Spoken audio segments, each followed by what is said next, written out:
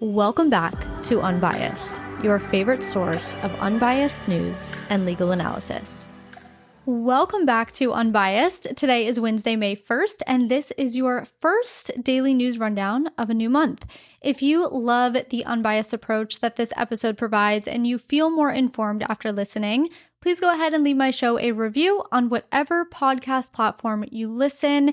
And if you're watching on YouTube, go ahead and hit that thumbs up button, subscribe to the channel if you haven't already. All of those things really help support my show, so thank you in advance. Without further ado, let's get into today's stories. The first story is going to be a bit of an update from yesterday's story. So the last story in yesterday's episode, I talked about the DEA, or at least reports coming out that the DEA was going to recommend reclassifying marijuana from a Schedule 1 controlled substance to a Schedule 3 controlled substance. And I talked about why that recommendation is wouldn't be much of a surprise. And I also talked about how a drug's classification is determined, but I didn't talk about arguably the most important aspect of the story, which is what effect a reclassification would have. So let's run through what would change if and when a reclassification rule is finalized.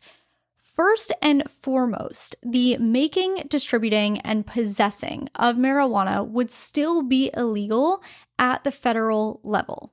A reclassification wouldn't come with broad legality because marijuana would still be a controlled substance under the Controlled Substances Act. What a reclassification would mean is less restrictions, because the lower the schedule number, the more restrictions a drug has. The higher the schedule number, the less restrictions a drug has. For instance, let's say if marijuana is reclassified to Schedule 3, certain penalties for some offenses would be reduced. And this is simply because you could no longer be charged with crimes that pertain to Schedule 1 controlled substances when it comes to marijuana charges. And those Schedule 1 crimes or charges carry higher penalties. Instead, you would be charged with a crime that pertains to Schedule 3 substances, which just by their nature come with less serious penalties. So the penalties would change a bit for some offenses, but not all. Because when it comes to laws that specifically reference marijuana, rather than referencing drugs by schedule, those penalties wouldn't change. Now, from a business standpoint, moving marijuana to Schedule 3 would allow marijuana businesses to start deducting business expenses on their federal tax filings. And they currently can't do that because Section 280E of the Internal Revenue Code prohibits business deductions for businesses that traffic Schedule 1 or Schedule 2 substances. So once reclassified to a Schedule 3, a marijuana business would no longer fall under that prohibition and therefore be allowed to deduct business expenses on their federal tax filings. From a medical standpoint, the move to Schedule 3 would mean that marijuana could be legally dispensed via a prescription so long as the FDA approves it. So this does require FDA approval, which the FDA has not done yet. But if the FDA did approve it, then medical marijuana could be legally dispensed so long as there's a prescription for it. Similarly, kind of related to the medical standpoint, from a research standpoint, a reclassification would mean less stringent regulatory controls, therefore allowing for more research. And then finally, another shift that we would see would be for those who use medical marijuana lawfully. So lawful users of medical marijuana would potentially, in some situations, be eligible to obtain public housing, obtain immigrant and non-immigrant visas, and purchase and possess firearms. However, that eligibility would not extend to recreational users of marijuana, and that's kind of obvious.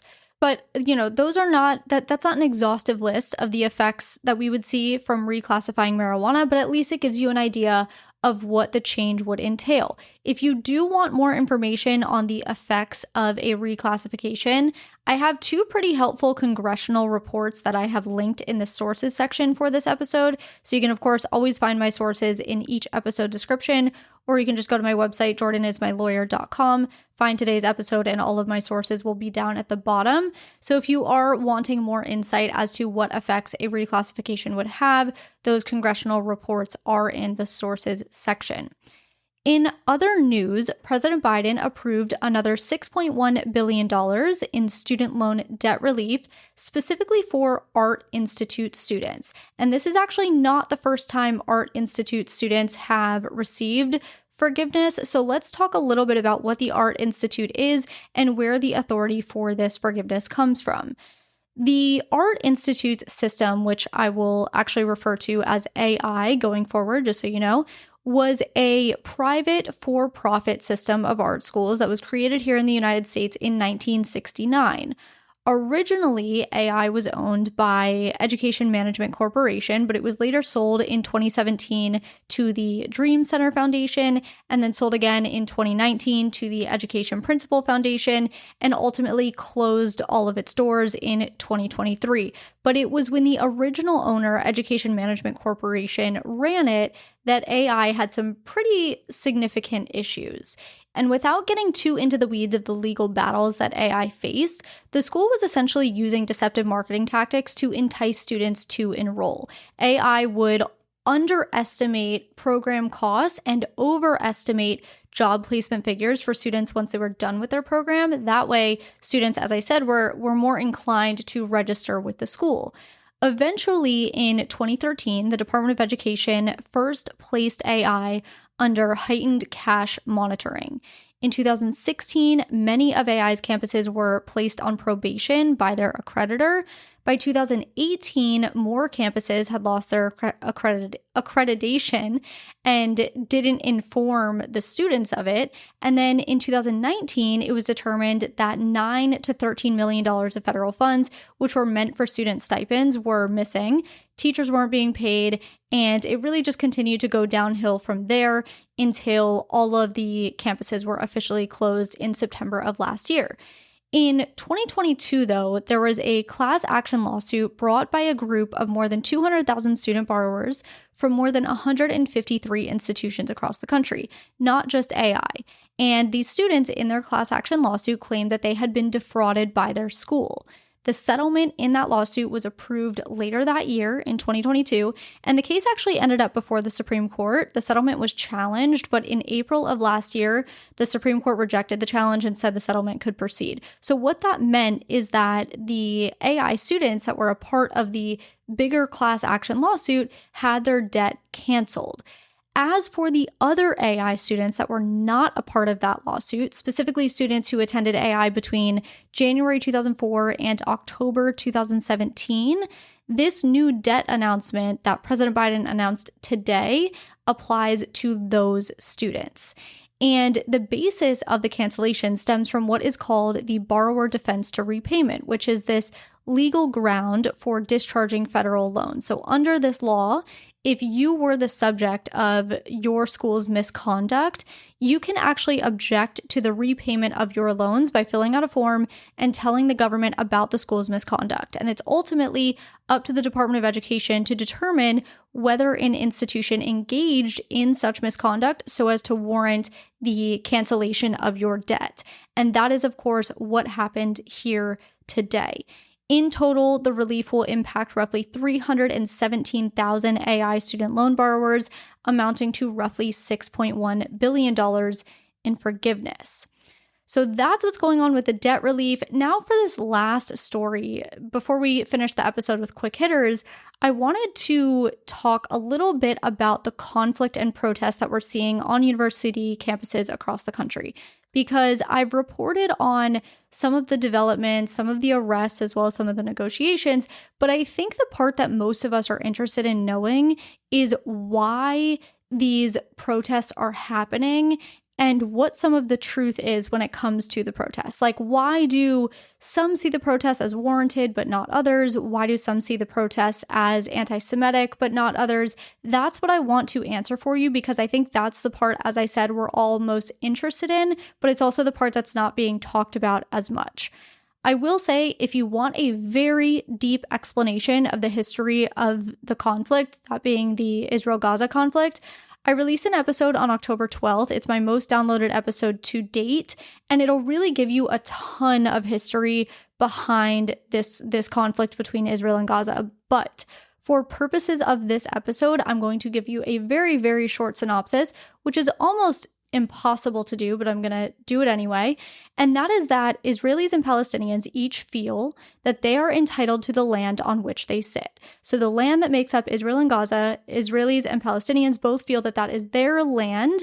And this sort of sense of entitlement has led to many, many conflicts over the years.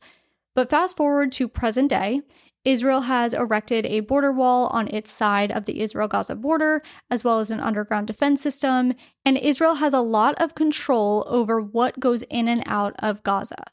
Palestinians call this an occupation by Israel, whereas Israel says that this is necessary to preserve the safety of the people in Israel because of the repeated attacks from not only Hamas, but prior leaders and governments as well. And again, I want to stress that it is nearly impossible to give you the broad scope of this conflict in just a few short sentences. So if you have not listened to that October 12th episode, please go ahead and do that. But to bring it full circle, those who support Palestine, they want to end that occupation. They want to free Palestine. And then, of course, you have the more extremists that just want to see the end of the state of Israel and the Jewish people completely. Those who are against Israel's continued military action are calling Israel's action genocide.